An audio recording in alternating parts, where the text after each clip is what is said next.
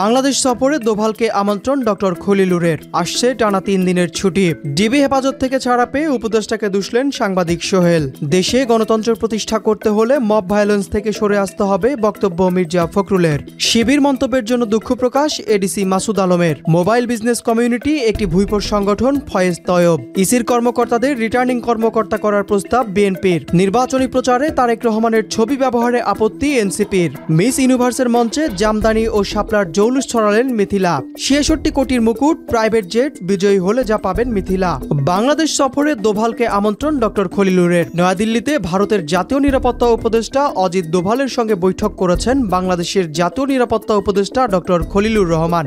বৈঠকে আঞ্চলিক নিরাপত্তা প্ল্যাটফর্মের কার্যক্রম এবং বিভিন্ন গুরুত্বপূর্ণ দ্বিপাক্ষিক বিষয় নিয়ে আলোচনা হয়। আসছে টানা 3 দিনের ছুটি। চলতি বছর শেষ হতে এখনো বাকি প্রায় 1.5 মাস। এর মধ্যে একটি ছুটি পড়েছে বৃহস্পতিবার। এরপর যেহেতু শুক্র শনিবার, ফলে টানা 3 দিন ছুটির স্বাদ পাবেন চাকরিজীবীরা। সরকারি ছুটির ক্যালেন্ডার অনুযায়ী চলতি বছর আরও 2টি ছুটি পাবেন চাকরিজীবীরা। সবগুলোই সাধারণ ছুটি, তবে নভেম্বরে কোনো ছুটি নেই।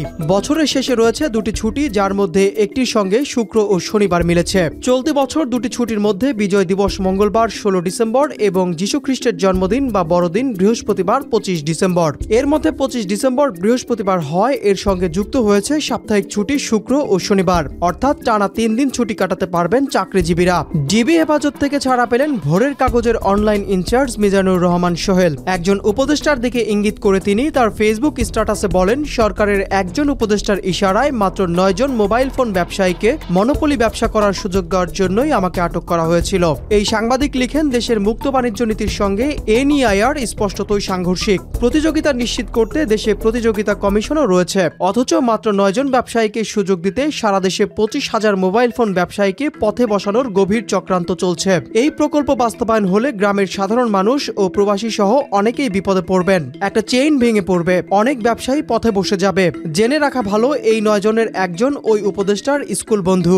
দেশে গণতন্ত্র প্রতিষ্ঠা করতে হলে মব ভায়োলেন্স থেকে সরে আসতে হবে বলেছেন বিএনপি মহাসচিব মির্জা ফখরুল। তিনি বলেন, গণতন্ত্রের প্রধানতম কথা হচ্ছে আপনাকে অন্যের মত সহ্য করতে হবে।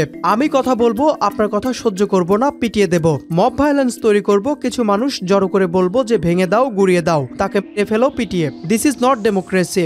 লেকশোরে এক আলোচনা সভায় তিনি এই মন্তব্য করেন। 24-এর গণঅভ্যুত্থানে বিএনপির শীর্ষক সংকলিত গ্রন্থের প্রকাশনা উপলক্ষে এই আলোচনা সভার আয়োজন করা হয়। এর আগে গণঅভ্যুত্থানের উপর একটি প্রামাণ্যচিত্র উপস্থাপন করা হয়। শিবির মন্তব্যের জন্য দুঃখ প্রকাশ এডিসি মাসুদ আলমের। ধানমন্ডি 32 নম্বর এলাকায় সাম্প্রতিক ঘটনায় রমনা জোনের অতিরিক্ত উপপুলিশ কমিশনার মাসুদ আলমকে নিয়ে সোশ্যাল মিডিয়ায় তৈরি হওয়া সমালোচনার জবাব দিয়েছেন নিজেই। এডিসি মাসুদ আলম তার শিবির শব্দ ব্যবহার নিয়ে ব্যাখ্যা দিয়ে বলেন, সিনিয়র কর্মকর্তাকে পরিস্থিতি জানাতে গিয়ে আমি বলেছিলাম, স্যার এরা তো শিবির। কথাটি আমি কোনো রাজনৈতিক উদ্দেশ্য নয়, বরং ঘটনাস্থলের পরিস্থিতি ব্যাখ্যার জন্যই বলেছিলাম। তিনি দাবি করেন, কথোপকথনের মধ্যবর্তী অংশটি উদ্দেশ্যমূলকভাবে কেটে সোশ্যাল মিডিয়ায় ছড়িয়ে দেওয়া হয়েছে। তিনি আহত এক তরুণকে রিকশায় তুলে বাসায় পাঠানোর ঘটনাটিও বর্ণনা করেন।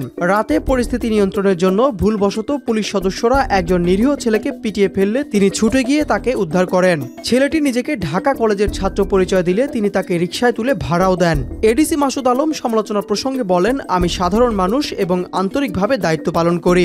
ভুল হলে সংশোধনযোগ্য, আমি ফেরেশতা নই। কেউ ভুল বুঝে থাকলে আমি দুঃখিত।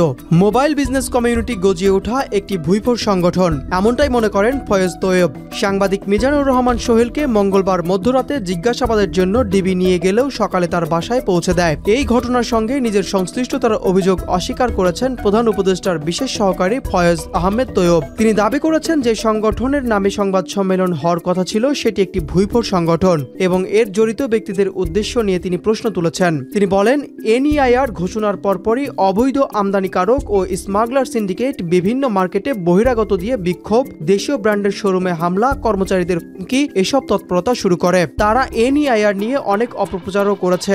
শুধুমাত্র 16 ডিসেম্বরের পর থেকে অবৈধ আমদানিকারকদের মাধ্যমে দেশেই চোরাপথে আনা নতুন হ্যান্ডসেটগুলো বাংলাদেশের নেটওয়ার্কে কাজ করবে না। এর বাইরে সাধারণ ব্যবহারকারীর কোনো ফোন বন্ধ হবে না।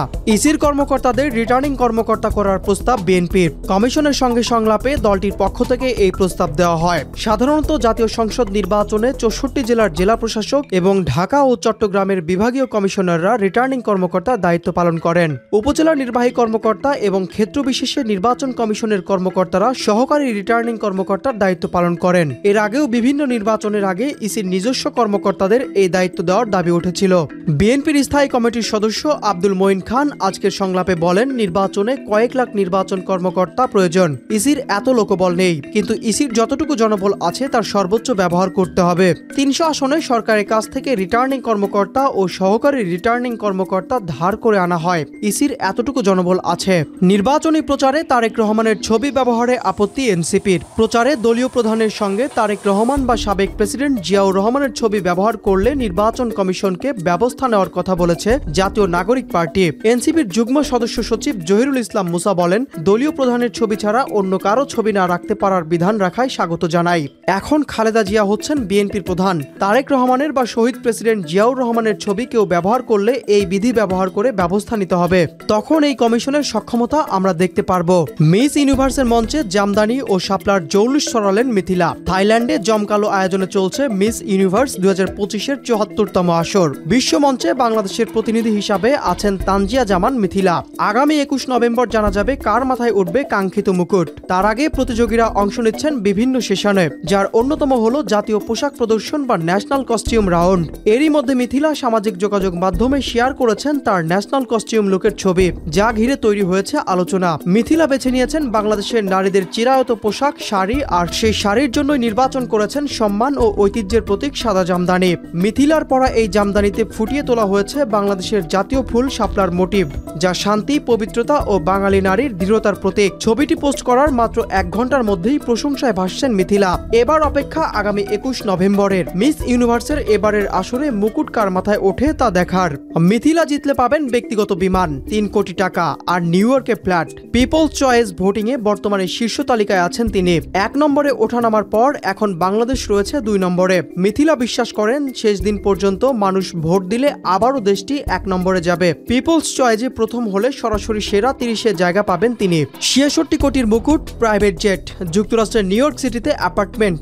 বাংলাদেশের মেয়ে মিথিলা এগুলো পাচ্ছেন যদি তিনি বিজয়ের মুকুট পরেন। পরবর্তী 1 বছর বিজয়ের খাওয়া, পোশাক, প্রসাধন সামগ্রী, বাজার করা বা রান্নাবান্না কোনো কিছু নিয়েই চিন্তা করতে হয় না।